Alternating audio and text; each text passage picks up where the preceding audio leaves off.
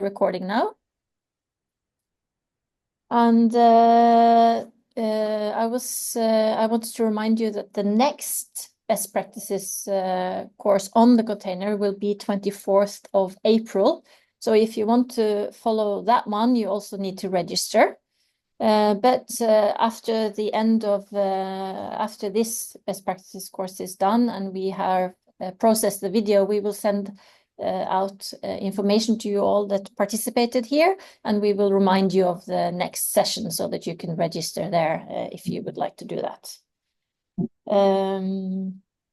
What else? I think maybe that's it.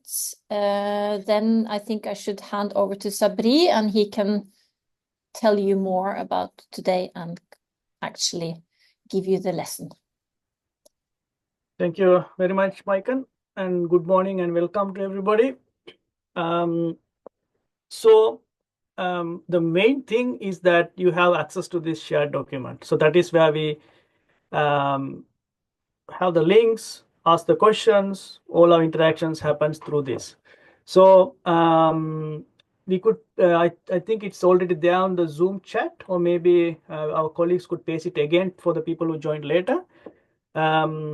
If you get lost, like I'll be going through some material, I'll be switching through some material. If you get lost, you can come here to this page and then you can find the other links. So there is big blue box here that with the link to the material as well.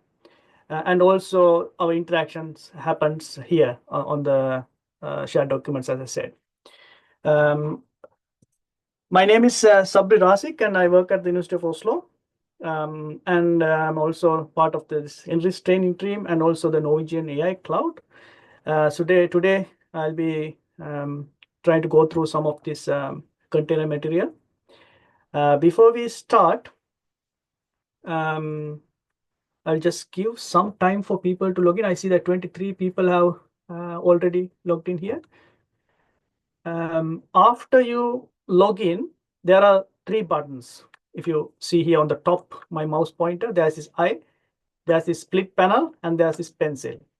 So when you want to edit this document, you should click the pencil button, and then you come to this mode, edit mode.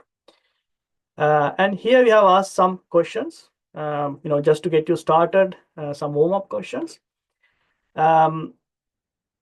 So this question is basically to make some entry to our lesson. Was there any software that you could not natively run on any of the HP systems that you have access to? You could mention it here, and then that will be very useful for our other discussions. And I have another question, which is a poll. So here, how we interact here is that, so we are trying to collect information on what is your level of your container knowledge.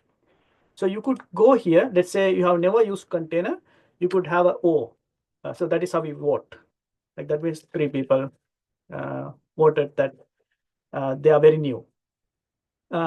So ideally, we would not have a very broad range of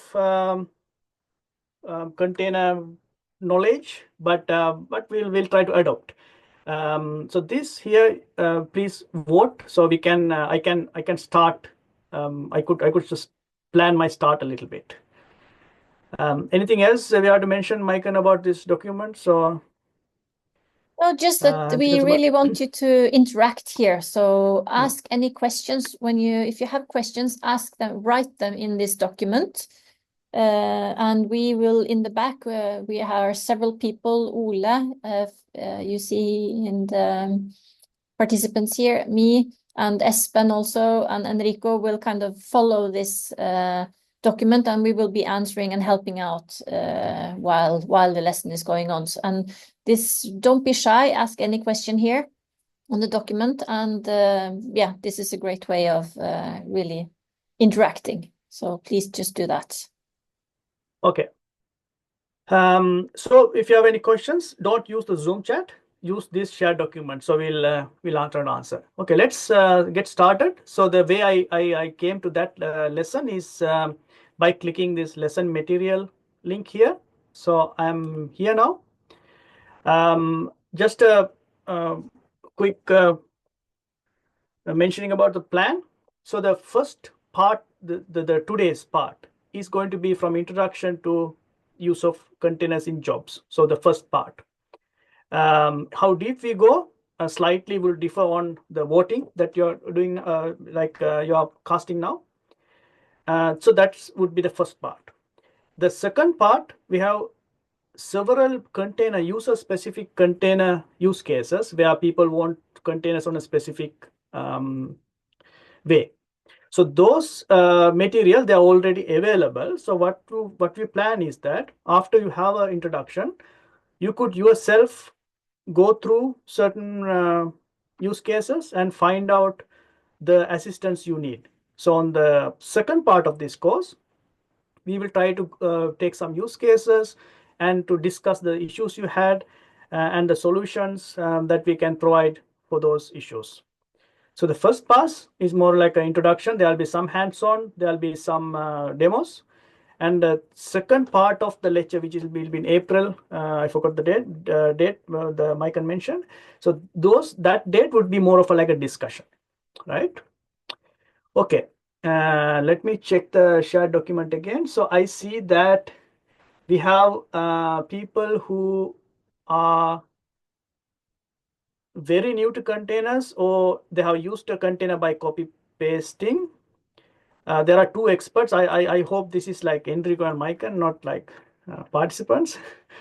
The reason is this: if you are already an expert, I would say that don't waste today's time, and you could go through this other use cases. And if you have any specific questions, we can discuss in the second part of this lesson, which is in April.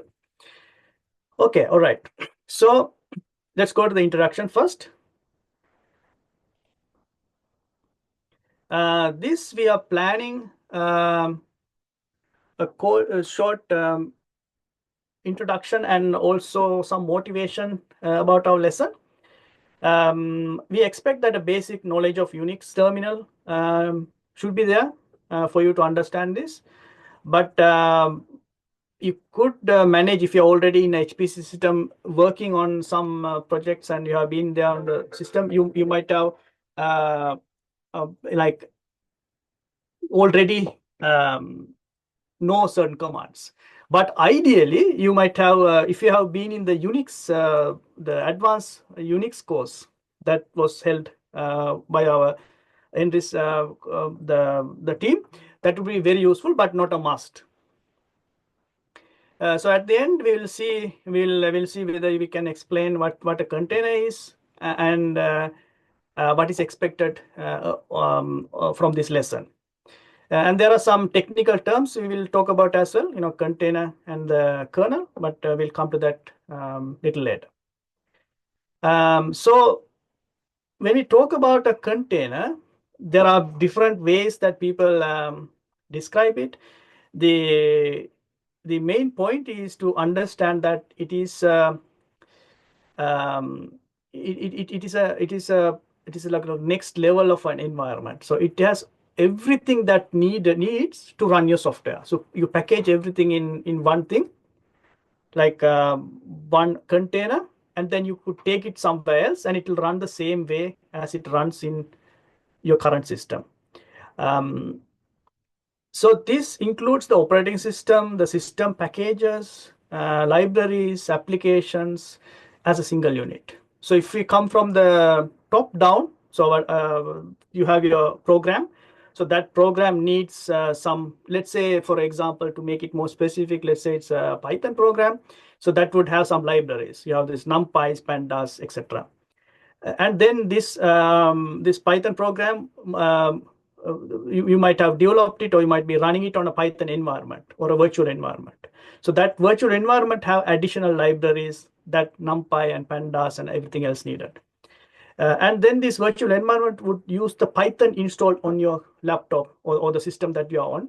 So that Python would have binaries, the Python executables, and the other system level, like Python libraries that are working on system level. And then the operating system would be there, Ubuntu, Mac OS, or whichever the version of your operating system, and that will host the Python. So below the Python, you have the operating system, and below the operating system, you have something called the kernel, which tells how to use the hardware. So it tells the operating system how to use the memory, how to use the processors. So the everything above the kernel, like starting from the operating system, the Python, the virtual environment, the libraries, your program, we take everything and we pack it in one package and take it to another place. To make it more simple, we have hidden some details about it. So if you want to go more details, you will see time to time arrows like this. You could click that, and then you would see very specific technical details of what we are talking about.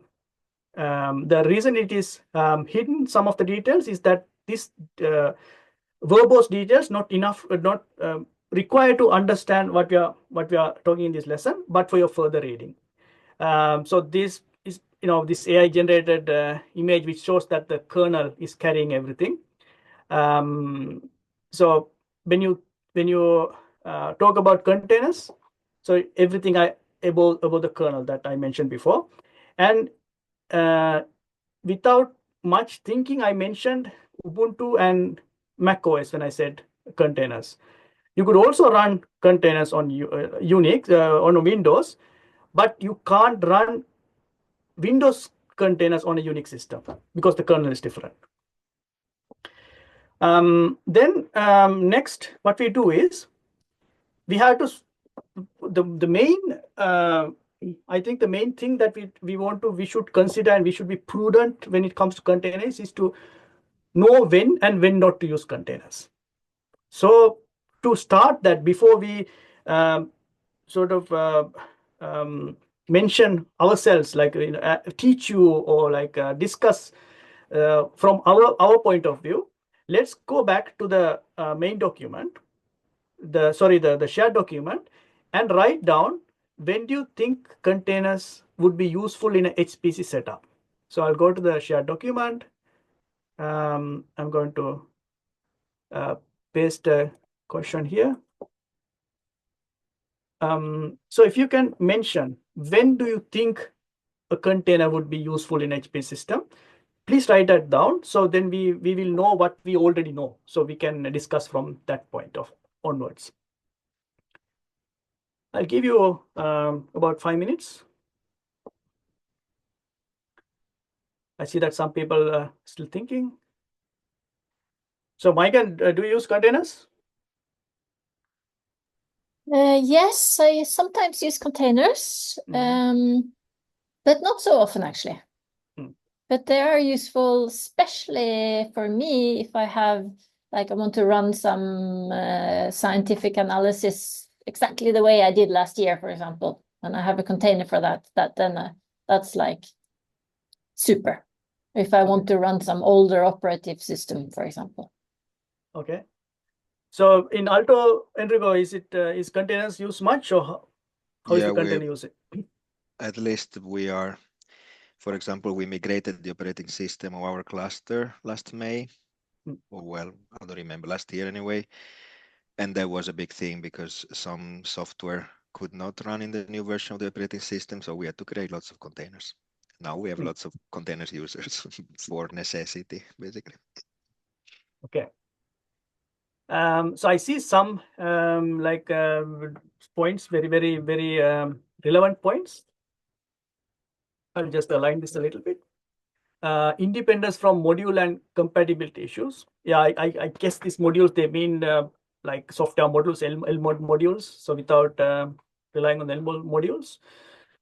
Yeah, maintenance of legacy code. Legacy code maintenance is not fun. You have to take it with everything legacy with it. Dependency management, yes. So dependency management, whoever mentioned here dependency management. If you could give a little bit of context, like is it easier than Conda or Pippen? What do you mean by dependency management? And also reproducibility. needing to run some code with very specific dependencies, yeah. When HPC environment might not be compatible with some of the software. I think that's a very good point as well. So these are the answers some of our previous course participants gave us. We have categorized it into several sections. One is the reproducible science, creating a self-contained application that can be used part of a workflow, creating a finished application that can be shared with your paper, your reviewers can easily test it, reducing the amount of files need to install an application by packaging all files in image, for example, Python or Conda packages. But when it comes to reproducible science, the discussion become a little biased. From my perspective, like it's a personal view, it's not like a scientifically thought through comment. I would say if you can make your software compile in different systems, do that first. If it is hard or if it is not possible, then go for the container. The reason is that when you start using a container, you kind of paint yourself into a corner, that you start building it inside and you're relying on shipping your laptop everywhere. So you perform the development in one place and you expect that to be that exact environment to be able everywhere, and you will sort of look through the sort of the dependencies, how they are handled everywhere else. So if you could make it reproducible by compiling or like without shipping your entire environment, try that. If it's hard, then I would say containers are good. And when there are no alternatives, like there was some I mentioned earlier as well, software is available only as a container. So there are some NVIDIA software, for example, they come as a container. If you are using Lumi, there are some containers provided for certain applications. So there's no way out. And when you go to install your software, it says apt-get install something. That needs root privileges. So if the only way is to install that, and if you don't have it in our system or a compatible library on the HPC, then you have to rely on it. Yeah, also legacy code that was mentioned, complicated software stacks. This is more or less like discussion points for you to point towards when you need containers, and also maybe without mentioning, point you towards when you shouldn't use containers. There's also this bring your own environment setup. You package everything. When you talk about GPUs, CUDA libraries, NVIDIA, this API libraries, you pack them and then you ship them. But let's say if the module load in your HPC system also provide and also easily compilable, I would say better to go for that. But there are instances containers are needed. And there are popular technologies when related to containers. We have Docker, we have Portman, we have Containered, and we have Apptainer, earlier called Singularity. In this lesson, we only use the word Apptainer to make it disambiguous, but it was called Singularity before. I'm not going to go through all the pros and cons in this, but I would say is we are going to talk about Apptainers today because it's the best suited for the HPC system. It's rootless, which means you don't have to be root. They're by default, it runs on HPC system, so all the users, they can use it. And it has the focus for the HPC. And my favorite thing is you could create this zip file on your laptop and just do rsync or SCP and to transfer it to the HPC system. So it's a file that could move around, and it also make you aware of what the space usage is, and it's easier to sort of refine jobs. More suited for HPC, can use pre-built containers from other platforms as well. So another usefulness, Apptainer can use Docker containers and easy to move around. So that is the introduction. Let me go back to the questions and see a little bit. Can you share Triton? Okay. How long experience on HPC system as a user? Okay, I see that answered. You could find more details about these things in the lesson later on, and also in the in general discussions. We are not going to go deeply into why we don't use Docker, but there are very specific reasons that we selected it. Then we go to more practical side of it. So this here what we do is, let me go to the slide mode.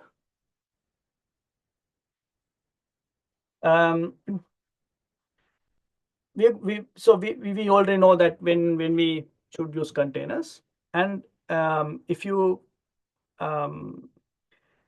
already on HP system, so we expect that you are on HP system, because these examples that we are going to have as type along, which means that when I type, you could also join in testing things that you already know how to log in, and we are not going to teach that part of the lesson.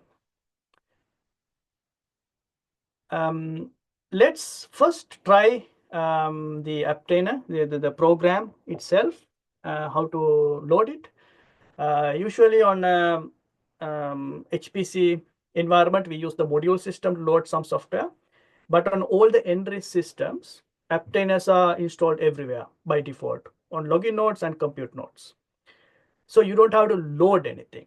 So let's try that first, how it is set up. I'll go to Saga. So I'm on the Saga NRIS system. I would ask Apptainer version. So this is a time that you could also log into your HPC system. If you are in NRIS, you could also Saga from Betsy, whichever system you prefer. Or if you are not on an NRIS system, you could log into the HPC system you have access to, and then try this command, Apptainer version, and on the shared document, you could mention which version of Apptainer you found. Fabri, I don't remember if you said so, but did you say how the participants should work now, if they should mostly follow along, or just how would you want the lesson to go? So the lesson to go is that if you're on one of the NRIS systems, Saga, From, or Betsy, you could log into those systems. Or if you are not on one of our NRIS systems, you could log into your HP system that you have access to, and you would issue this command yourself, and then you would tell us which version of Apptainer you found.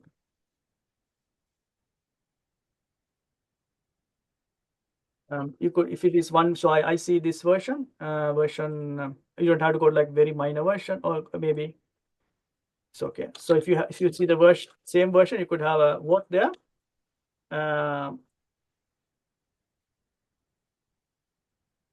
So I also want to know that if you're not trying, the reason is that then we will know that you're just watching, so we don't wait for you.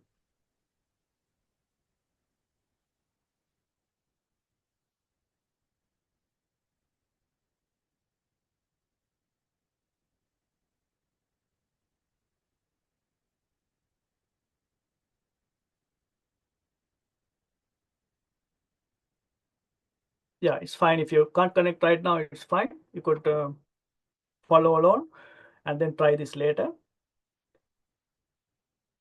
So the main thing that I want to mention is that Apptainer is available, and this is you see how to check it.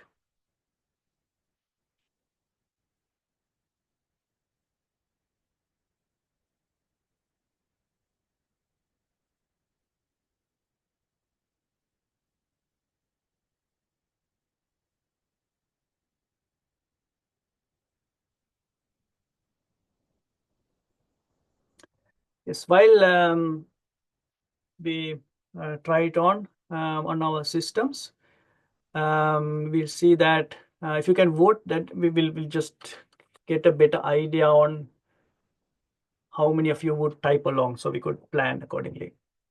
Let's see the questions, if there are any questions. Okay, so if you don't have access to HPC,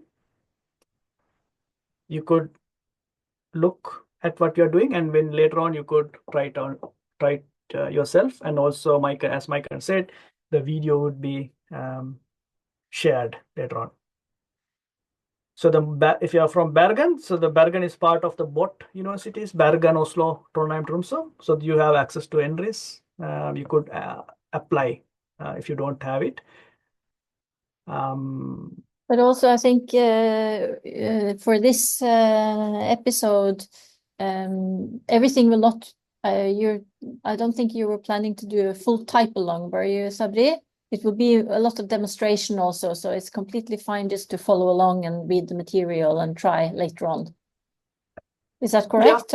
Yeah. Yeah, so that is correct. But if you could type along, you will have more like engaged. Of course. You will be more engaged, yes. Yeah. But no worries if you cannot, just follow the material is there and then you try it out when you can. The next command I'm going to show is you could also try is that to get help. You could ask search engine. You could ask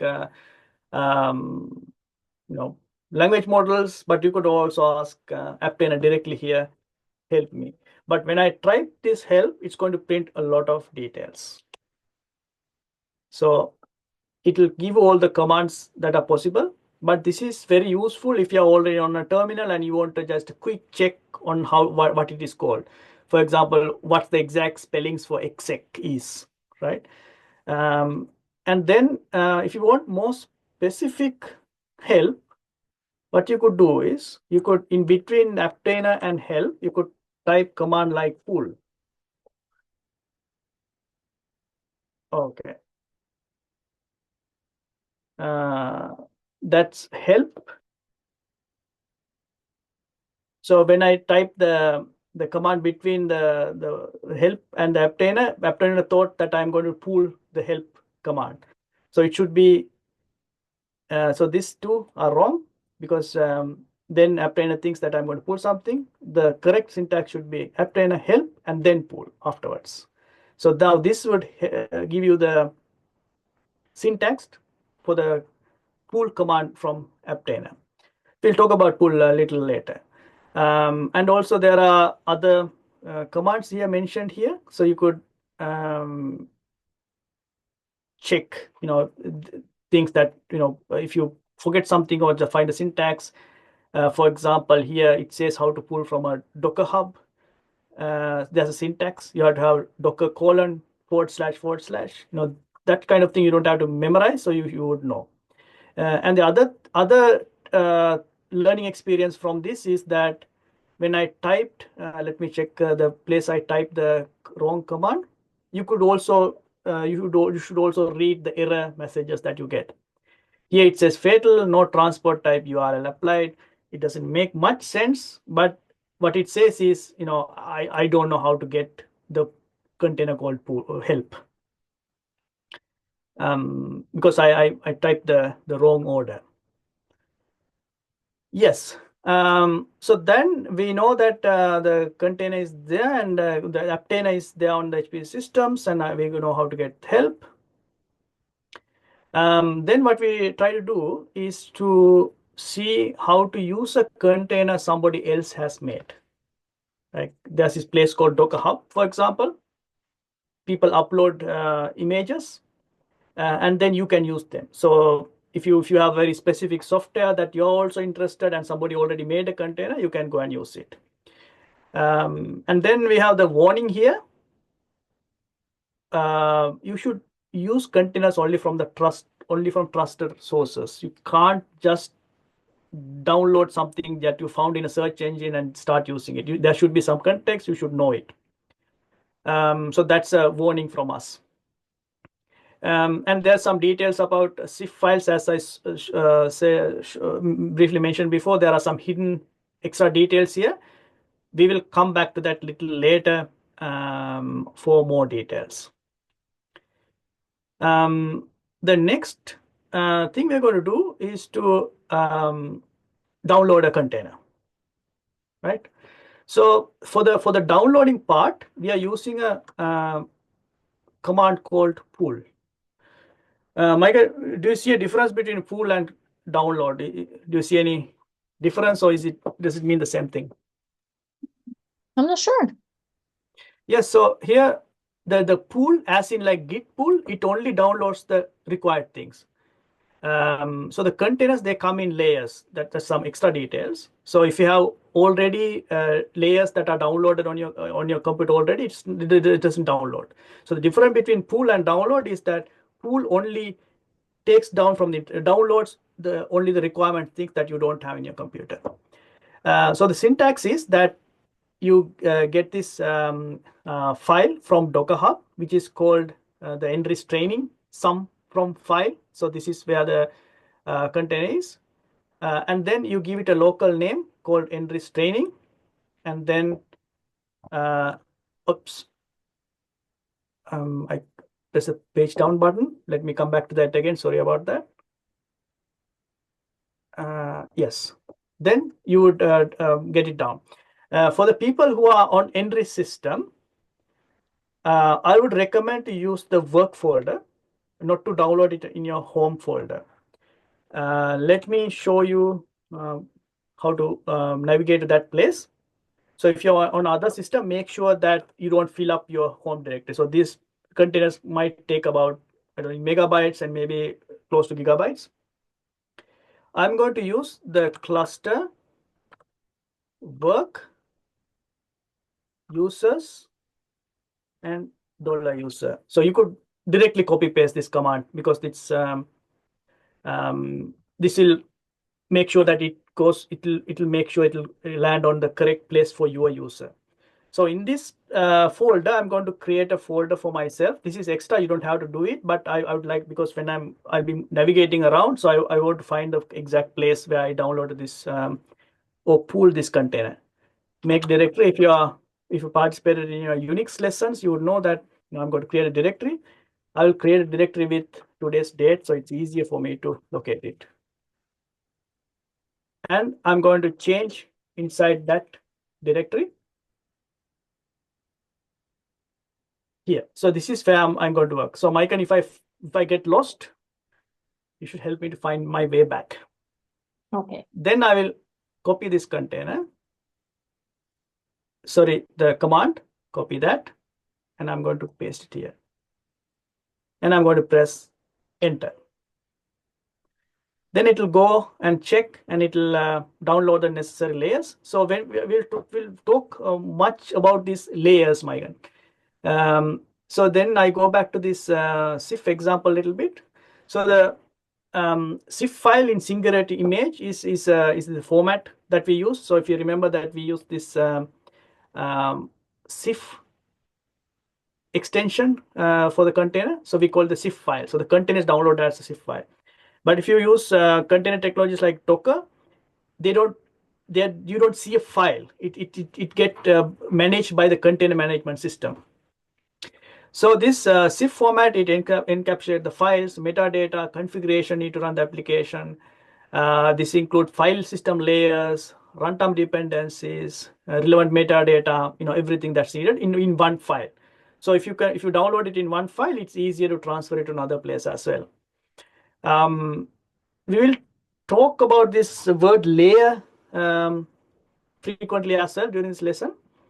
So this layer, I could give you some examples, but don't take them literally. So take with context. There's frequently mentioned that it's like a painting, like you paint layer on layer, and then you have different stacks of layers that ends up as the last painting. But I don't use that much because in container layers, you could go to a layer beneath what you see and build something on top of it, which you can't do in a painting. But if you use programs like Inkscape, GIMP, or if you have too much money, programs like Photoshop, then you have layers where you could build on other things on layers. So we are talking about that kind of layer. So it's still building. So copying the blobs, downloading the files. and it packed into a layer, and it created the file. So ls, if I do a ls command, I will see that this file is downloaded. It's 338 megabytes. So Sabri, I think some people are getting a little bit lost. So maybe when you go to the lesson material, make sure that the heading of the section is visible. So I think people, maybe it's a bit harder to see since you're in the slide mode. Yeah. So, but anyway, I pointed them to where we are, but just to make you aware that sometimes it's hard to follow where you are in the document. Okay, thank you for that. So we are in the Apptainer example. And what I did was to download this Apptainer, or the proper word is pool. So let me show some details about this container. So when you get a container, usually the person who made the container will give you some context. What are the programs available? So this is Docker Hub. This is where the container is. This is where I got the container from. And remember, we are using Apptainer, but we have pulled the Docker container. So we converted the Docker container into an Apptainer by a single command. And this command, it says there are two scripts in this container. One is sum from file, and one is access list. There are Python programs they mentioned. And the sum from file is a default applications, which means if you don't give any arguments, it will run this program as a default. So this will print details about the container and home directory as it see it. So this will print some details about the file system, some not statistics, but some details about how the container sees your file system. And if one or more files provided, so it's optional. So if there's a file provided to this container, it will go through that file and see whether there are numbers. And if it sees numbers, it will add them. So in order to use this container, you could run it without an argument as a file, but you could also run. And here they have mentioned how to run this on Docker, like using Docker. We used Apptainer, but this is in Docker Hub. So they mention how to use this on Docker and some examples. So when I go back and run it, let's see what happens.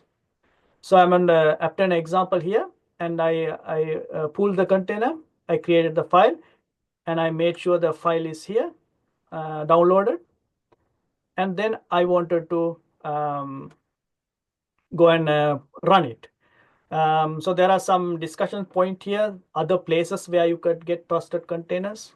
The Docker Hub we saw right now. NVIDIA provide a lot of containers. AMD Infinity Hub and Red Hat has some containers. And if you're using R, there are bioconductor containers, etc. So there are other places you could get them as well. All of these places, the containers you get, you can use from Apptainer, although it might be some other format. And Megan, I hope people are not lost. So I'm going to the next type learn where I run the container. So the command is Apptainer run. That is to run the default program. The default program, as I show in the Docker Hub, it's a Python script that will print some details. Let's try to run it. Apptainer run, and without any argument, I run it. So Apptainer run some file, this file, it went through. Because I didn't give any argument, it says no file provided. That's okay, because that's an optional part of the container. By default, what it did was to see how Python sees the Python packages see the environment. From this, what I see is that Python see the kernel, which is the shared between the container and the system you are in. And it sees the Python version 3.13. It sees a specific GCC version, the compiler, and it sees my home directory. And from inside the container, when it checked, it sees Ubuntu as operating system and version 12, and it's a Debian. What was that, Maiken, you want to mention? Yeah, I just wondered, is this something that you have programmed in the container in your Python script that it shows this, or is it like a default that comes out when you run the container? So this is the script. So the Yes. script that we use, I'll show you where it's already available, and we will build like a basic part of this scripts as a little later. So it this both does the summation of numbers and it prints out this information. Yes. Yeah. Yes. If you don't give an argument. Yeah. So the way I knew that it can do this is from the documentation for the container itself, not an Apptainer specific thing. So you just by running any Apptainer image, this will not print. This is specific for this image I'm running now. And then so that is how you run the default container. The default program inside the container, and Apptainer run is the sort of the instruction we give. Ask the Apptainer to execute the default command within the container. And then this is the file name, and it expects that file to be in the current folder. For example, in Docker, you would call the container by its image name. But here, as you see, I did ls, and if you go to some other folder, if I go one folder back, and if I issue the command, it will say that I can't find that image. So it expects that file to be in the same folder as I'm in. We will see how to make it visible on other places a little later. Then there are two things. There are many important things, but for this part of the lesson, I would like to emphasize two commands, two actually arguments to Apptainers. One is exec and one is run. The difference between these two is the exec execute a specific command within the container, and the run executes the default action within the container. So you have to kind of find out, you know which one to use. I will explain that with an example. So this, what I'm typing here is not available in this material, but this is to show you the difference between the containers. Let me clear that a little bit. So Apptainer, the earlier command I did, so it says Apptainer run this command. So without anything, it prints this. Let's say if I want to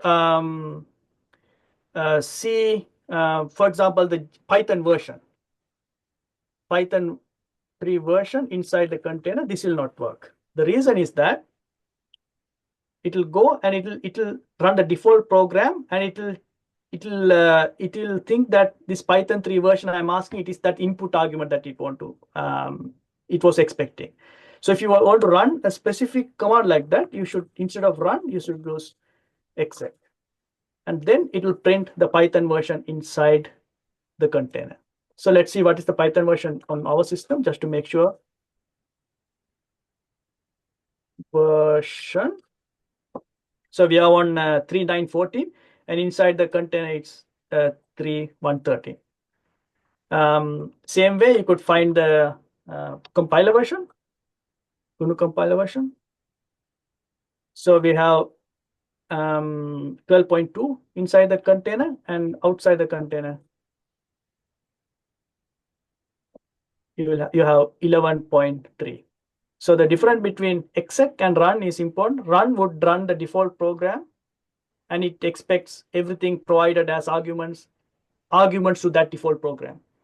But if you use exec, it will take the command itself and it will run the command inside the container. Does that make sense, Maiken? Yes, absolutely. So you're showing the difference between kind of giving the arguments that the script in the container is expecting versus running some command once you're in the container. Not using the default script or the default program basically in the container. Okay. So I see that, okay, most of the questions are answered, but we could take some discussions a little later. So in another few minutes, we'll break for, we'll have a break. But before that, let's see what's next. Okay, so next one is volume binding. So I would say, Maiken, we will break now for 10 minutes, and when we'll come back, we'll start the volume binding lesson. Does that sound good? So a break, you said? Yes. Yeah. And a break until? Like in Norway time, we'll come back 10:55 or 57 in 10 minutes. 57. Mm. Very good. I've forgotten how to make that a proper info. Exact info. Like that.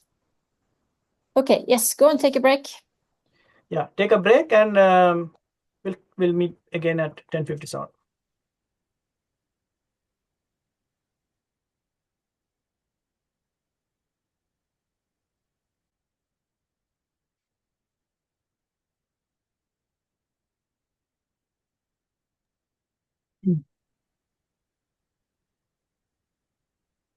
Sabri, are you there? Yes, yes.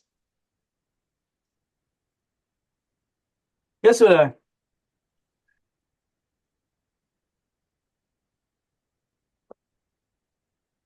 you want to mention something? Yes. Yes. Seen from a sysadmin point of view, the Mhm. container is just a fancy executable. So there is no Yes. difference on any kind of. It's just an executable.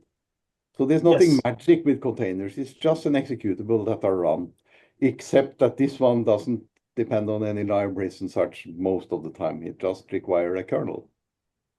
Yeah. That's true. So you could treat it as an executable, but usually the executable that's it's run on the operating system that you're on. But when it runs containers, it has its own operating system, and as Ulla said, it only relies on the kernel. That's what's underneath. The kernel is the part where the kernel tells how to use the hardware. Tell the operating system how to use the hardware. So it's a one layer below the operating system. Okay, we'll start now. So we go for volume binding. Volume binding lesson is that, Michael, should I not use the slide mode, or should I use this mode? I think it's okay. I think it works. The slide mode? Yeah. Okay.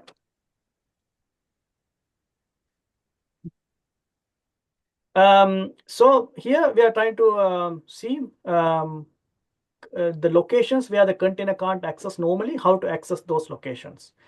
When it comes to data, when you're running a job, sometimes you pack your data inside the container as well, but then the container becomes very large. And if the data is very large, then it becomes almost impossible to pack it inside the container.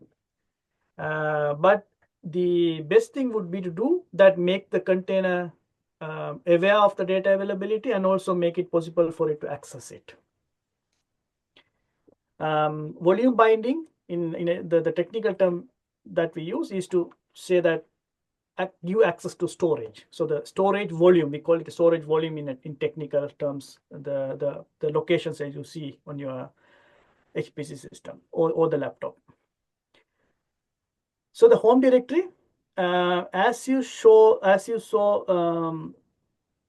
slightly before, it's already accessible by default for Apptainer. So that's one good thing. I mean, easy to use when that happens. For example, here you see it sees my home directory with the correct path. So this cluster partition, it is actually on a parallel file system, but my home directory is there, and also the current working directory. So you have to, so if you are not on an N-RAID system, you will see slightly different sort of path, but still you will see your home directory. Then, so when we trying to now what we're trying to do is a scenario where you have some files as input to this container. How would you provide those?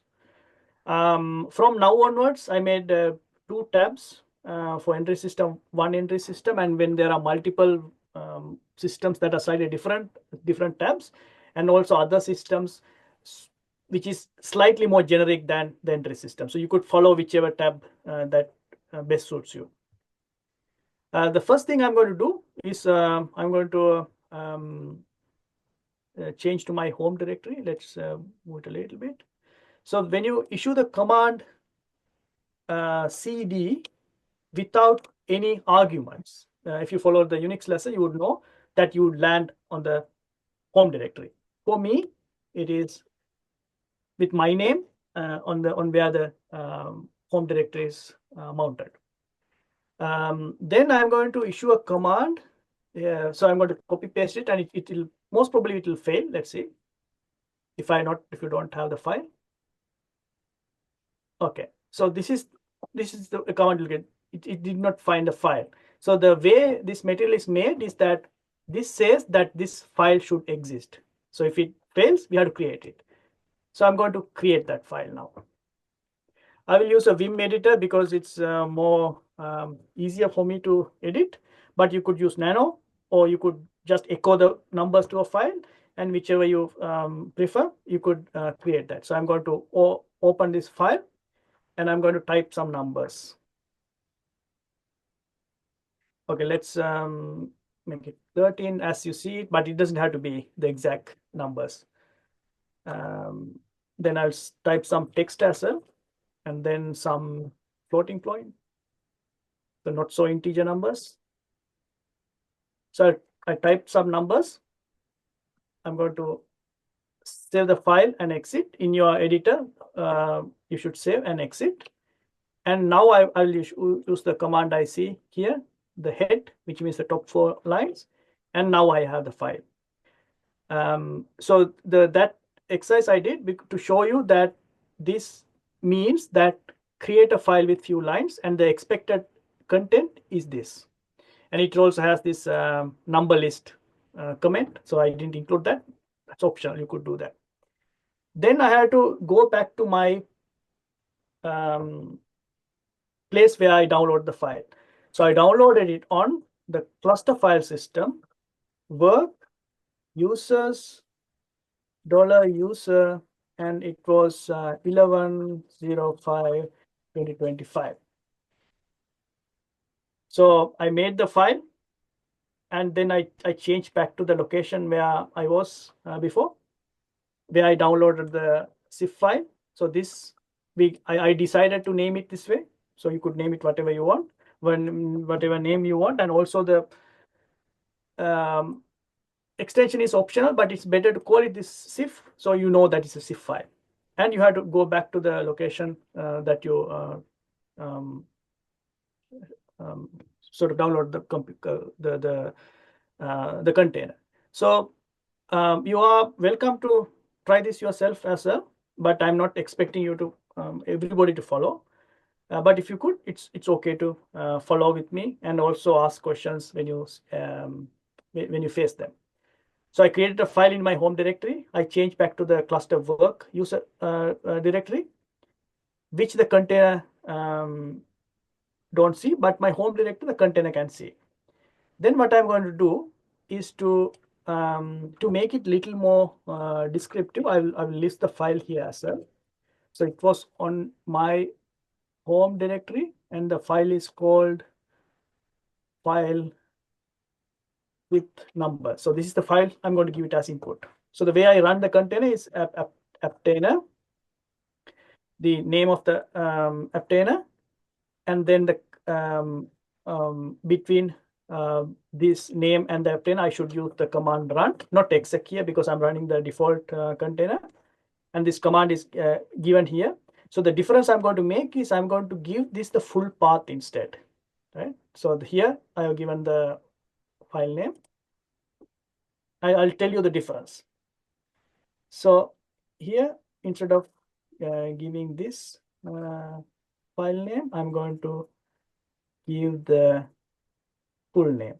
So Apptainer, summon the Apptainer container management program, ask it to run container with this name, enrich training sum from file zip, and give it a file.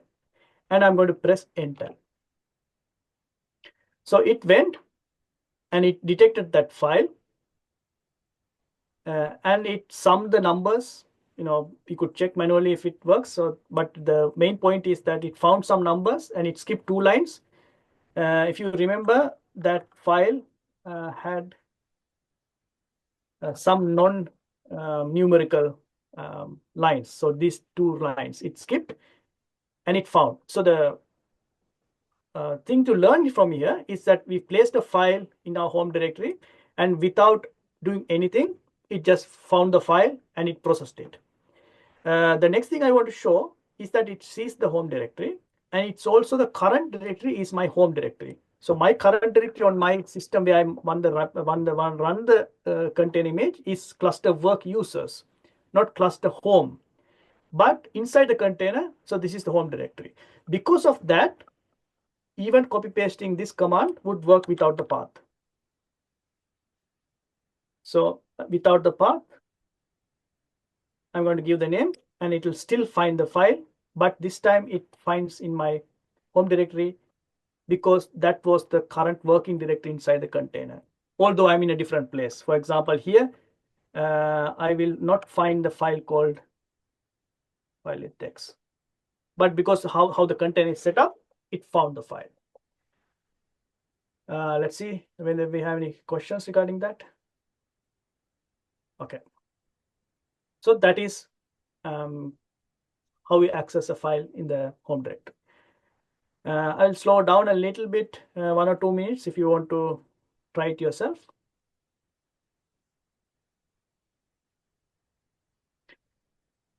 So, Enrico, do you have like a quota for home directories in Alto? How much is it? Yeah, we have 20 giga, and 20 so giga. sometimes it's too small. Sometimes we need to set, for example, this Apptainer cache environment variables, so to specify. So when we did the download or the pool, we didn't set that cache, but in the next part of the lesson, I'll show you how to set that as well. In addition to that, you don't want to place your data files in your home directory. So even in entry system, we have a quota. So your files, the big files, they would not be in your home directory, most likely. We'll check that part first. So here you have to excuse me a little bit because now I'm going to specify a specific path in our entry system. So if you have any questions to find out project directories or whatever called in Alto, please ask in the shared document and Enrico will help you. So here, this also you could type along, try it yourself. And here I'm relying on a project called NN9970K, which is my project on Enris, which give me access to a specific location on the shared file system. So here I will follow the instructions as here just to show you projects. So if you're on Hendrix system, it will give you projects that you have access to. I have access to 4 projects. So I'm going to using that knowledge that I have access to this project, I'm going to change to that directory. CD cluster projects NN9970K. Print working directory. So I'm in this directory here. So you might have to use a different directory depending on the projects you have access to. But if you are in the training project, you might see the training project account here as well. Again, I'm going to try this copy paste here. So there's a file that is expected. Let's see if it's already there. No, it's not there. So which means that I had to create it. Let's see whether there's a folder called Apptainer. Yes, there's a folder called Apptainer. And I'm going to create that file inside that folder.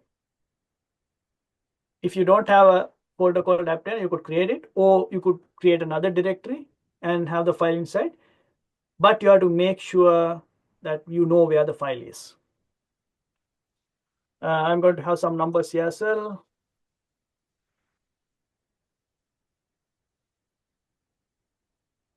some non-numerical text, and then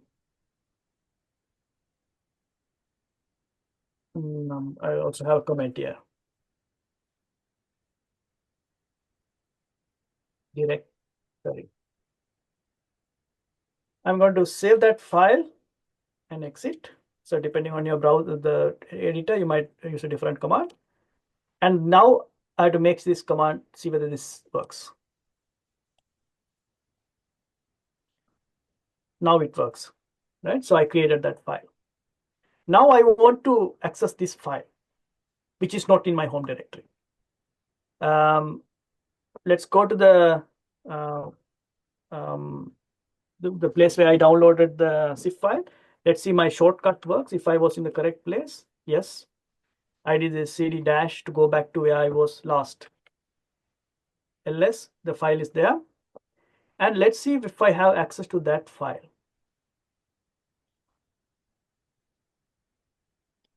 Yes, with the full path. So this is why I placed. So again, a warning, you have to make sure that you use your path, not just copy paste it. You have to adopt what I have mentioned here according to your path. So I see that file. Now I want the container to access that file. Let's see how we do that. We know, sorry, we just distracted too much. Yeah. If you remember, Apptainer, is it run or exec here, Maiken? Sorry, I was busy with the collaborative document. Collaborative document, okay. So we're going to use the default program here as well, nres, and I'm going to give this path, the file as I did before, to this container. And let's see what the output is.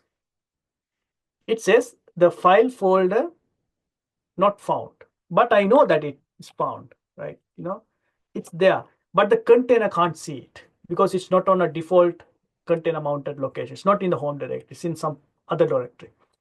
So next, what we're going to do is to give some additional arguments to the container, so the container will start seeing this location. For that we call it binding or volume binding in more descriptive terms. Apptainer run. So I want you to bind, this path. So I could give the same path here, sir. Apptainer, and I could give the same name inside the Apptainer as well. So this is the same path. So what this command do from here, from bind to this path separated by a colon, a single colon, and this path means is that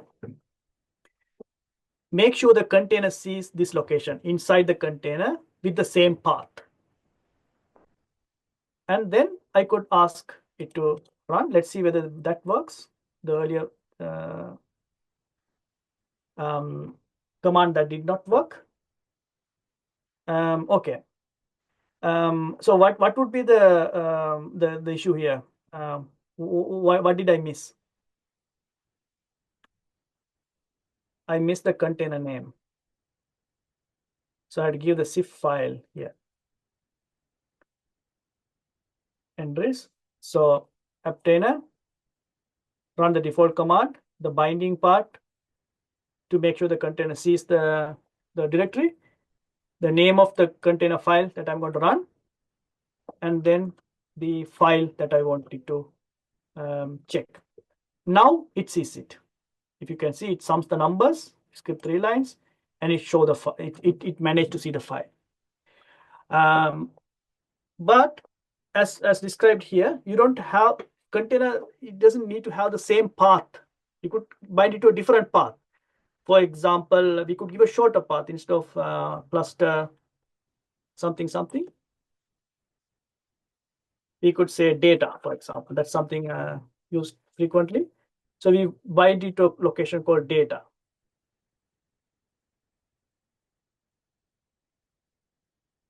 Then you have to call data here. So if you use the full path, so now it will go, okay, data file with not found.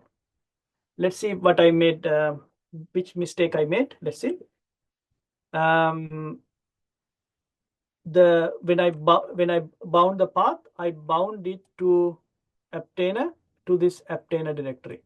So I need to go either remove this Apptainer part here or call it Apptainer inside this. Now it found, I'll give you the command again. Now it found the file. So now if you call it something else, some other path, it will not find this file. So the idea is to, you could bind to whatever, it makes sense, but don't bind to something that usually used by system, but you could call it data or scratch or as you wish. Let's see whether there are any questions regarding that. Maybe we can make a poll to see how many are managing to follow along. Yeah, please. That is the only part about volume binding. To make computer to make the computer the container to see locations in your system, you could bind it like this. Later on, we will do a little bit more on this. So usually, even this binding, it's easier to define variables. For example, data path. We will, as a Unix lesson from the Unix lesson, you might have seen. So we can call it data path. So that is where the data is. And then we can call it the SIF location, where the Apptainer is. Yeah, here. ls.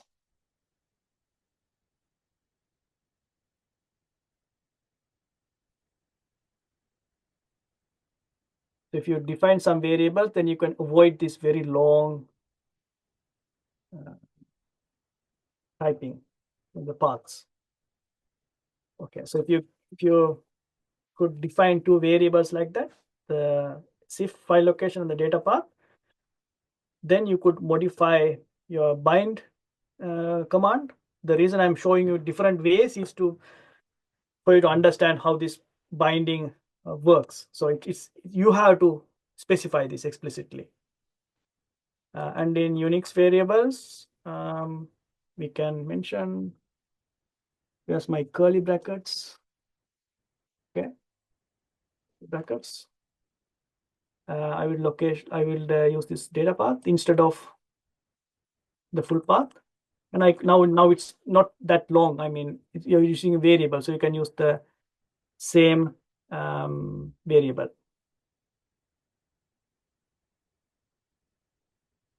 Data path, and also for the SIF file, I can use the variable.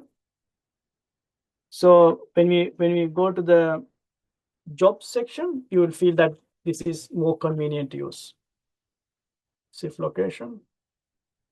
So you could issue it like this.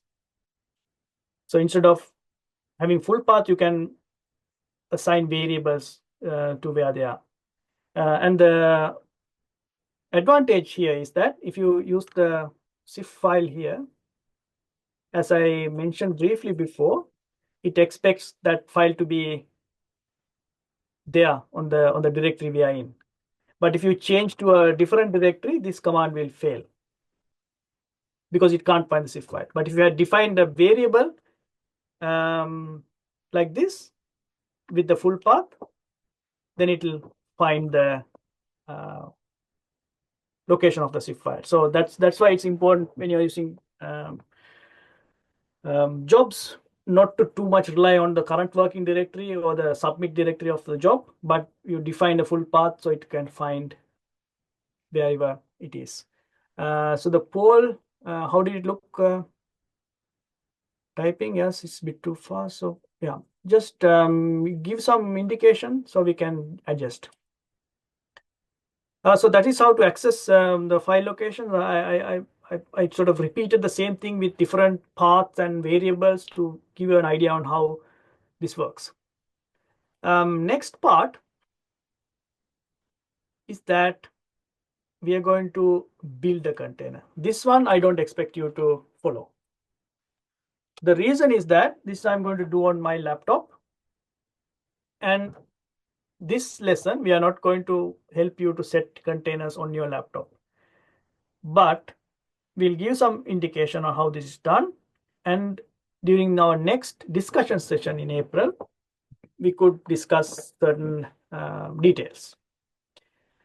So building a container, as you saw, so I'm going to show you, if you remember that this container that you downloaded from Nrace, sorry, the Docker Hub, how to build one yourself. Yes, let's switch gear a little bit. So here, what Enrico mentioned earlier, sir. So this is downloading a lot of things, layers. So this you should make sure where it's placed. So the first thing I'm going to do is to make sure that I know that these temporary files or the layers, where they are placed.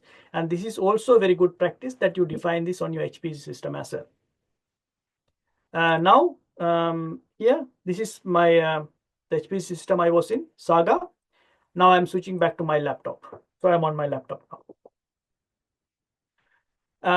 Laptop, let's see whether I have a folder called Apptainer. Okay, no. So I can create one. mkdir,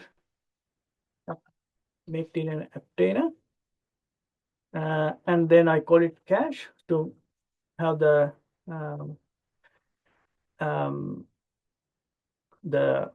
directories placed.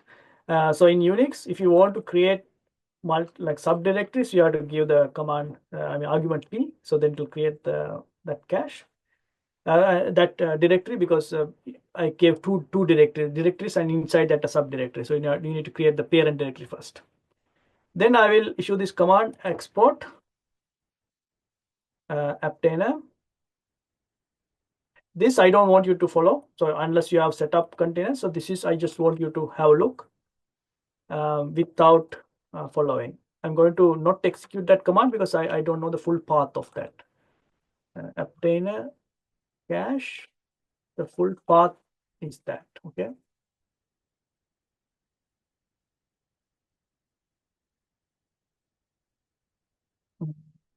Set this path. So if my computer runs out of space, I know where the files are. Then you can use this Apptainer list command with cache to list the, sort of see the cache is working. So at the moment it's 0 because there's nothing inside. On my laptop, I set the cache first. Second step, we need an example program.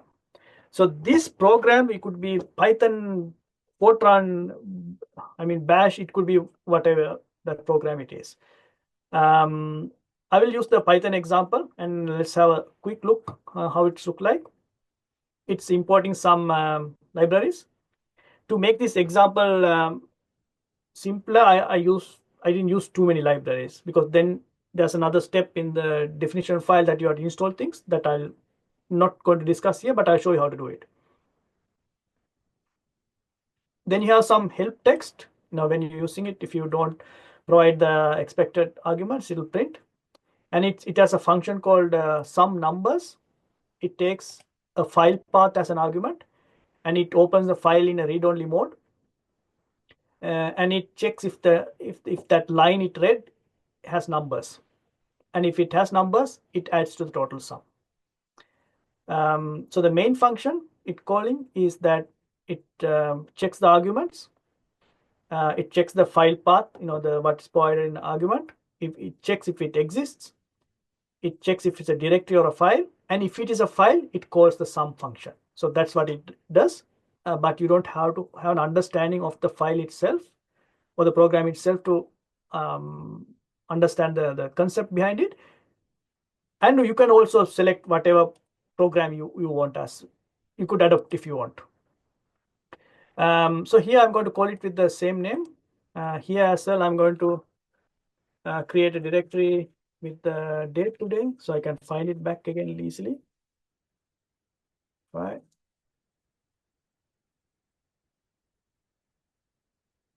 I'm going to create the file with this content. I'm not going to type it in. I'm going to copy this content. Right? Copy the content, save, exit. Now let's see the Python file. No, that file I copied here. And then I could run the file just to make sure, before you containerize it, you have to make sure the program works. So it says expecting one argument, file with list of numbers. Let's create that file as well. Number list.txt. Some numbers. We could provide this as, directly as numbers as well. But the reason I'm using files is that most often you would provide files as input when you run jobs. Then I run the program again with that file I created. It skipped one line.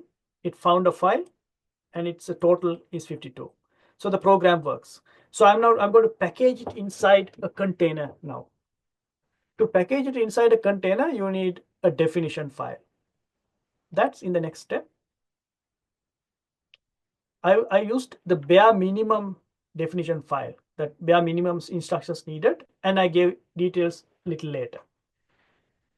This file uses the latest Python image from Docker Hub, as we did before, as the basis. So it's not going to build everything from scratch. It's going to use the Python image as a basis.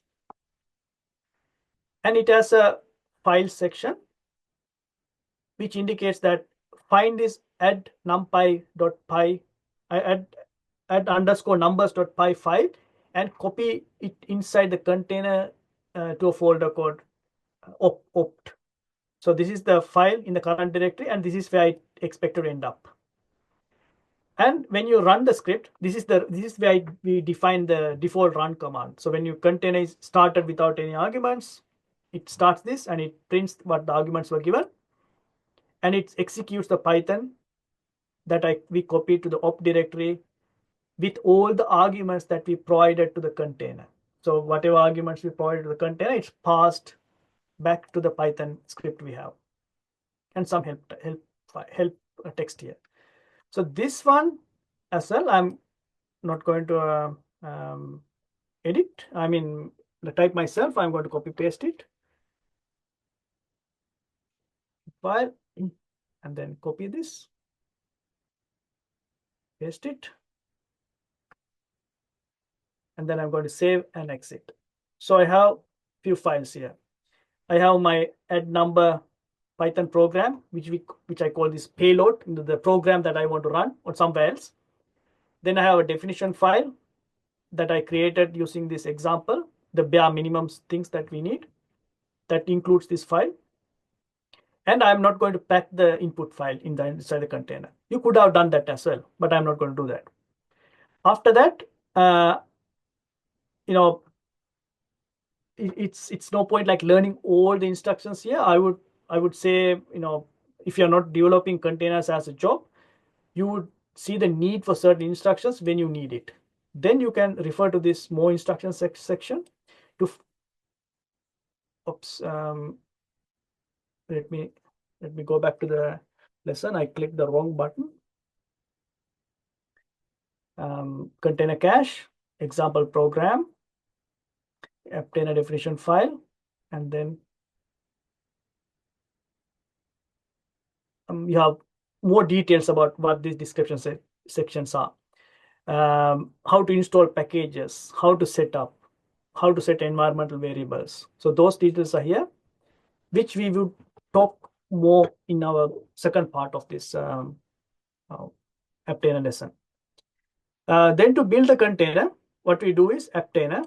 So before you build it, you have to make sure you have a payload, the program that you want to run, and a definition file that you have.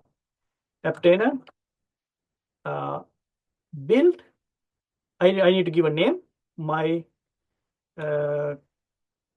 container.zip. That is the name they are provided here. So I'm going to use the same name. This is the name of the file you're going to make, and my definition file as the definition. As you maybe noticed, if you look closely, I didn't use root here. So on my laptop, I have set it up in a way that even non-root users can build containers.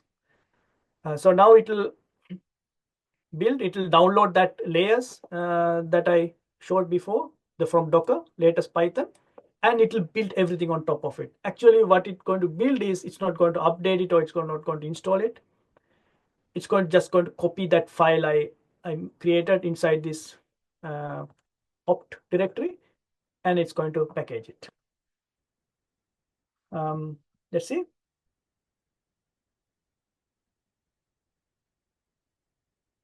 It's unpacking until it packs and unpacks. And let me check the questions.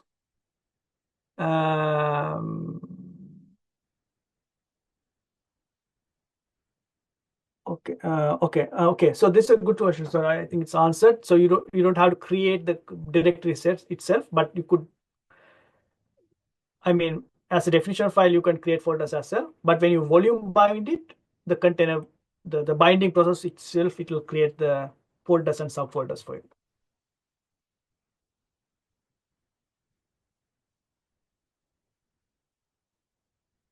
Yes. Yeah. So that's building, and it's creating the zip file now.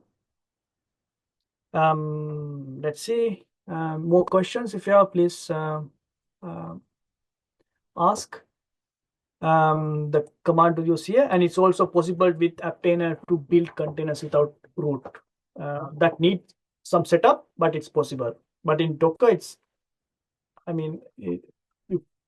almost impossible unless a Docker user is defined in a certain way. I'm building this container as my user.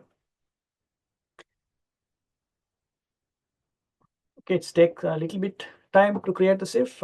Is there any questions that we should answer, Enrico or Micah? Anything specific? I don't think related specific to this. There are a bit more like account kind of questions on NRIS. Okay. So now the container is built, my container SIF here. And if you remember the way I tested the Python program, so this is how I tested on my laptop directly. It found the file, and it skipped invalid lines, and it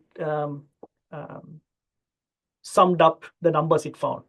So if you're using the Apptainer, so your Apptainer run, so it will run the default program, and then I'll give the number file. So here you should please make sure that, I called it input text here, but I create the file called number list. So that's why I'm giving number list file. So here again, I mistyped something. So I typed Apptainer, I said run, and I gave the number, but I forgot to give the container file name. It's called my container SIF. Then it will run. So the difference between directly running and the container is that you don't have to ask to install anything for the other end. If you can just copy this, you can send this file to a colleague, and that colleague could run this file with different input files. So that is how we build containers, and this is, I think it's very difficult to cater all the use cases. We can't tell everybody how to build exactly the container needed. But the good news is that in our lesson, there are specific use cases. For example, how to build a container that needs MPI. Specific tools like big DFT with CUDA. Container with OpenACC GPU support. So these things you can have a look, how those things are done. And during our discussion session about very user-specific, use case-specific setups, we could discuss if you face any issues. So this is the very basics of how to build a container on your laptop. Any questions?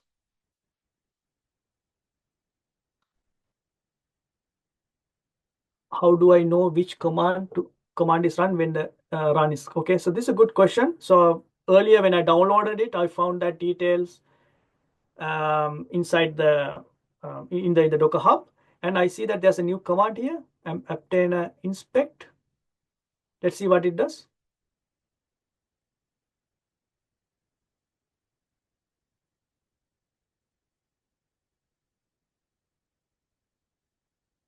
It prints that the top part of the script that we packaged. I mean, the best way to provide is you could provide a help with the content as well. So that for you to do that, you could include a help section inside your container. I didn't do that, so you could provide that, or document it alongside the container. When you have it downloaded, you could tell people what would happen when you do the default program. That's all for building containers. And next, I'm going to shift gear and I'm going to move to HPC again. Before that, I'll give you 1 or 2 minutes just because I'm going to shift to ask more questions. Yeah. Okay, so we can see what Python version inside that as well. So this is the run. So if I ask Python, it will not work like this. I had to use exec for this. Python version.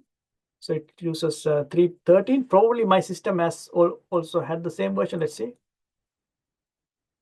Yeah, I have 3.12. So I have a different version. You could run other commands. You can pack many commands, but the default, you have to set one command. You could also not set default, but and use exec to execute them as well. But that we could discuss in the shared document. What are the advantages and disadvantages? So the last part, I'm moving back to the HPC. I'm moving back to Saga in this case. Now, what I'm going to do is I'm going to submit a job to do the same thing I did manually. Let's have a look.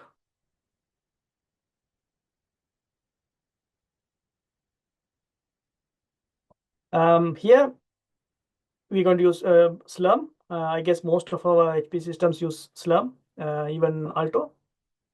And how to run a job is what you're going to check. There are few important notes here. If you see more important things and more relevant discussions, please include them in the shared document so we could update this document. On HPC systems, we have to use queue system to submit analysis, which means that we build the containers on your local computer. I mean, your laptop, not on the HPC system. That's the expectation, where you have root or you have set up your laptop in a way that you don't need root. Full download or transfer is ideally done outside the job. So if you're going to build it and you're going to do a rsync or SCP or a Docker pool or a Apptainer pool, do that outside the job. So the job don't wait, or you don't book the resources and you wait for a Apptainer to download. And when it's downloaded, maybe it breaks. There are network issues inside compute nodes. Don't take that risk. Make sure the container is ready on the shared file system before you start the job. If you're planning to share an image with your colleagues, try not to share copies with them. Try to have a location where everybody has access and place one file. If you distribute copies, it's going to create multiple copies, and if you update your container, then it's difficult to send updates everywhere, difficult to synchronize. So use a shared folder instead. And if you have more documents, more inputs and more better best practices, please share them in the shared documents, and we'll improve this section. So again, Maigan, this is a demo. I don't expect you to follow now, but you could try it out if you could, or try it out later.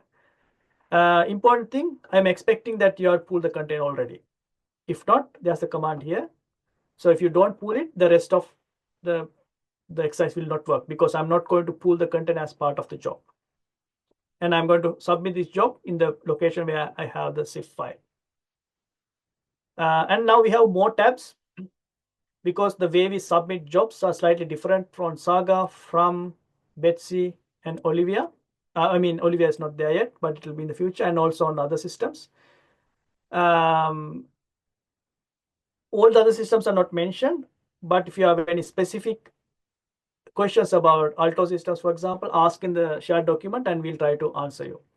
I'll follow the Saga setup, and you could follow any of these. And thank you for Maiken. Yesterday, she made sure that this is easy to compare. For example, what are the differences? It's easy to, and also Espen. So when we going through the lessons, we make sure that the common parts are on the top and only the changes are modified. So that also brings us to this NRIS training. So this is like a collaborative effort. If you remember, Dania might have sent you emails. She has done a lot of organization work. And also Espen, Ulla Vidar, Maiken, and okay, yesterday there was some very important pull requests. Who was that? I will mention the other names a little later. So there are a lot of people involved, although I'm presenting this. So this is the job script. I'll copy it, and I'm going to create a. I'm going to the folder where I have my content image. Where did I place it? It was somewhere on cluster work.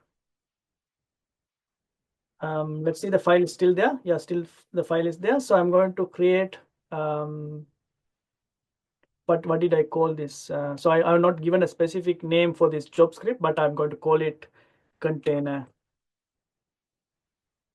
job. And it is, I'm going to use, bash to this. You could also you could write job scripts in Python, for example, but here we are going to use bash. I need to edit that. Open the file, and I'm going to paste this details. So here, let's go through this a little bit. I'm going to use, so I'm telling Slurm, the queue manager, that this job script is in bash. This is my account. This is where I want to be charged for this running job.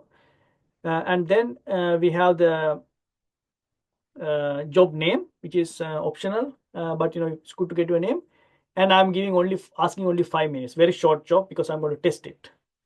I want to run this on exactly one node with 2 tasks. So these details you will know from your HPC job script material. And it's asked for 1 GB of memory. So these things you should mention in the Saga system. But in From, it's slightly different. Betsy, different as well. So you should adopt this path according to the system you run. And if you remember, I defined this variable when I was talking about volume binding to make it easier to refer to these files. So here, to be safe, I'm going to give the full path of this, and maybe even include it inside quotations if you are unsure about spaces, etc. So I have that file, the full location, and this is the project directory where I'm going to place the data, and I'm going to bind it to the container. And then I have the input file, numbers with text. Let's see that file is there before I submit it. And then output file. So the output, I kind of do a small fabrication in this part without giving it like a predefined hard-coded path. I'm telling Slurm that go inside this container and create this output file with a job ID, which means that if you submit multiple jobs with different file names, it's not going to overwrite what it was before. And then this is the command itself, container run, bind the project directory with the same name inside the container. The name of the, the full path of the container image, the input file, and then you have the output files. So this is the job script. Let's see whether there's any questions regarding that.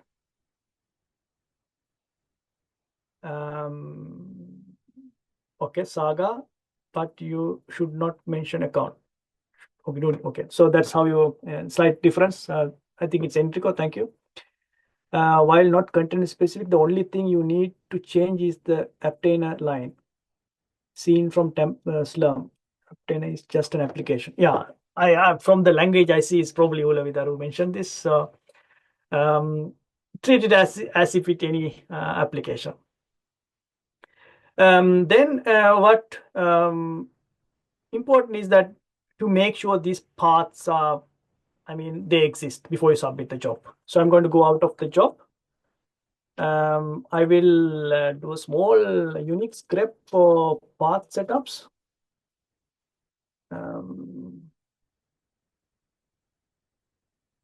I forgot what the paths are. So then I have to make sure that this image exists. Yeah, that image exists. Then the project directory exists. Yes. And then the input file. The input file name was, let me check that. Input. It was this file. Let's see whether that exists. That's the SL. But the output file, it will not be created yet. Right. So if you try to get that file, you will not see it. It's not found. But the project, the directory where we are expecting to be there. Right. So that directory is there. So I'm going to, so this is where I paste my files, and the zip file is placed properly. And then what I'm going to use this path to modify my job script.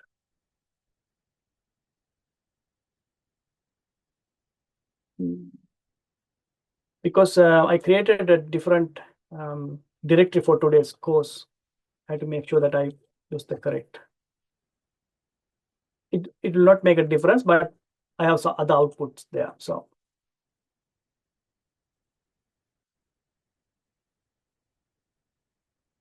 let's do that as well. So this will also show you how to modify the file. I could have just done a refactoring, but let's copy paste it. Yes. Obtain image. Okay. I'm going to save and exit.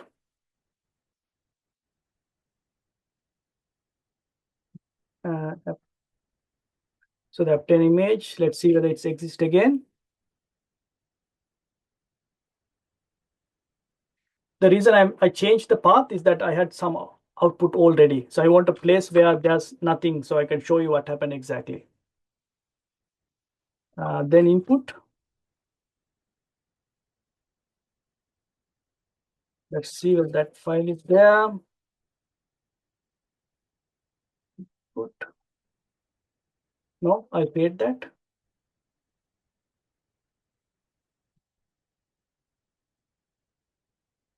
So as you see, there are things that it's better to check before you actually submitted the job. Then I have the output. Let's check the input again. The head. Yeah, input file is okay.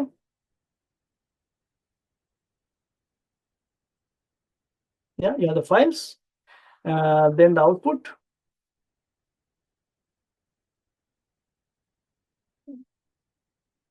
Container job. Let's see the project, the place where the output is expected exists. Yes, so now I have a clean folder. Now I'm going to submit the job as we do normally. ls, so I have the job script.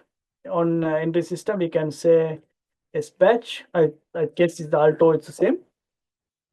Submit the job and it runs. Earlier it had 3 files.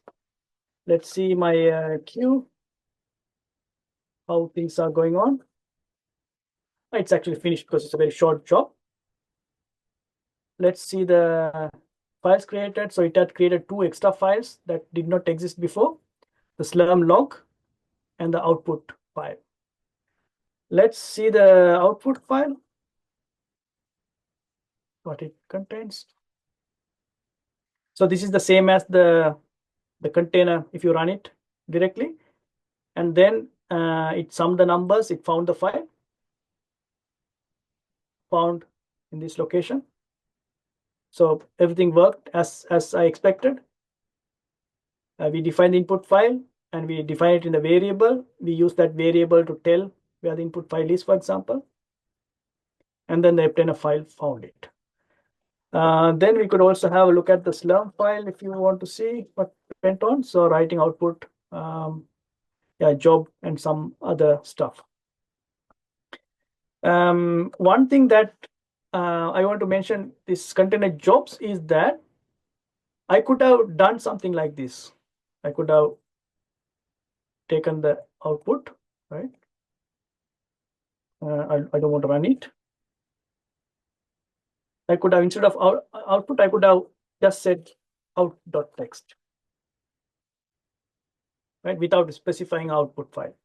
So as HPC users, you would know that this would, if you run it again, this might get replaced.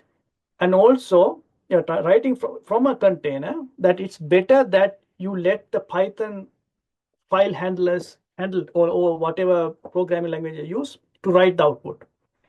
If you use like a redirection like this, if you have multiple threads writing to the same file, it will compete to write.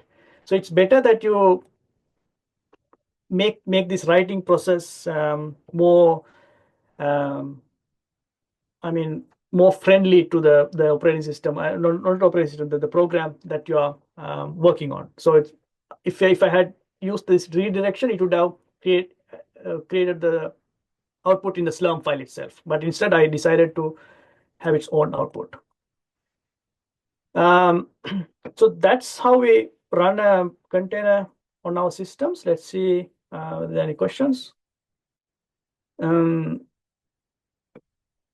Any help for this? The folder where you have the zip file. Okay. So this is where I downloaded the zip file. For this exercise, I use this work folder. That depends on where you download it, and I'll recommend not to download it in your home directory.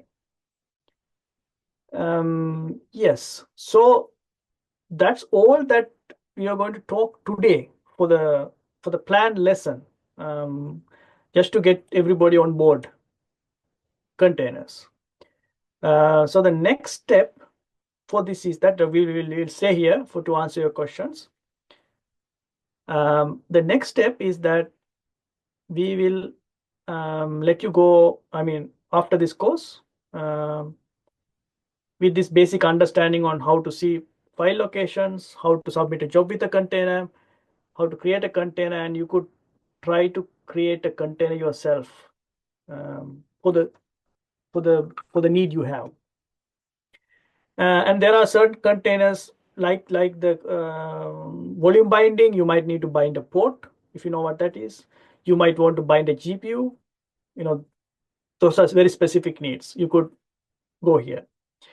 And also, if you want a more comprehensive lesson, like more details about each specific thing, I could recommend the code refiner lesson, which goes through a lot more detail than what I said. And it's more generic. And it explains more things, more descriptive way. So that's I would say like a half a day to a day lesson. And also you could go to the official Apptainer guide where you could find out how to install a container on your laptop or the system you are in now, and more details about why Apptainers. Apart from that, I mentioned Bash lesson several times, so we have more training. If you go to the training material and also lessons, you will see more lessons regarding this, and also the training events that we're going to have. So here you could see the training events and also attend them. We have some seminars, and also Alto University, Enrico and team and Richard, they are very kind to share all their programs with us as well, whatever Alto is doing. So I think it's a good collaboration. And thank you for the Alto people for joining us as well. Maybe even if some things are not directly relevant, I hope you got to understand. And we were also very happy that we could give something in return to Alto, because we use a lot of Alto material. Apart from that, Michael, could you please post a poll if you have already one? A survey to how it went. Yes, let's do that. Let's get some feedback of this day's session. And keep your questions coming, so we'll try to answer. A poll, or shall we have write one thing, good thing, and one thing that could good and one thing to improve. One thing that was good with today's episode.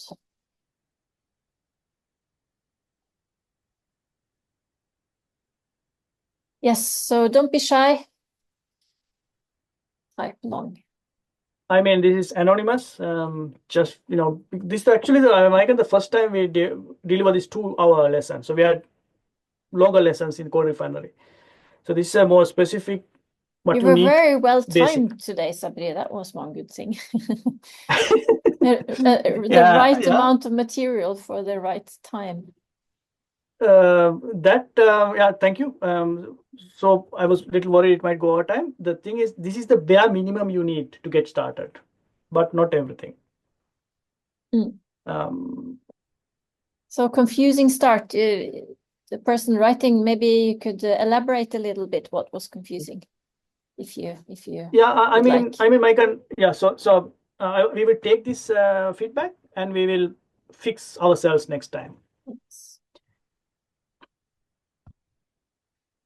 And I see that a lot of people have contributed to the material as well, Michael, and also Morton. Yesterday he fixed some good, fixed some typos. Thank you, Morton, as well for fixing it. Morton Ledum, and also Enrico went through some and he found some typos. I'm not sure if you sent me the typos though. Maybe we'll fix it next time.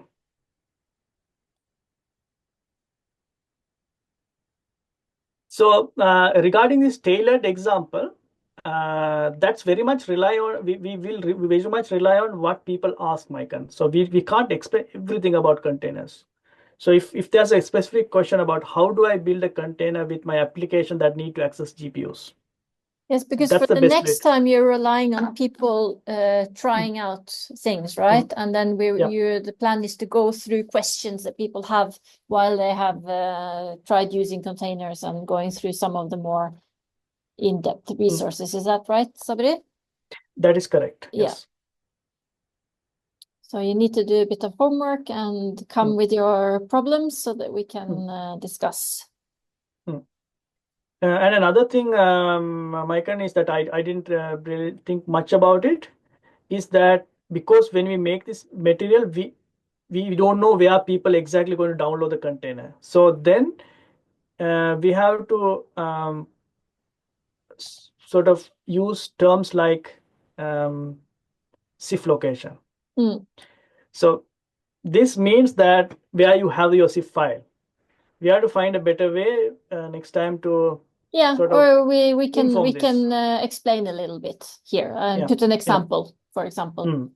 So that we could expand with an example so that it's clear that people understand, okay, this was the download folder where I downloaded it, or it was my work folder, or wherever Yeah. you downloaded it.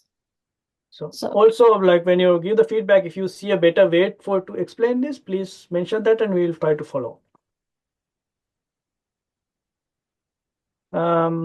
Okay, there's not much improve. Yeah. So I hope that I'm not like super confused everybody and but it's confusing start. Maybe it turned out well. So maybe Maiken, we could have said yeah, a bit like clearer separately. where One bad thing. Yeah. Yes, making sure that everybody's found, the course material in the beginning. That's actually important. So we try to be more conscious about that. Okay, then you could log out at your leisure when you're done. So we will stay here to answer questions. Apart from that, thank you and good luck with containers in the future. In addition to rest of the things that you're going to do. Yes, good luck. Have a nice lunch. Thank you, Sabri.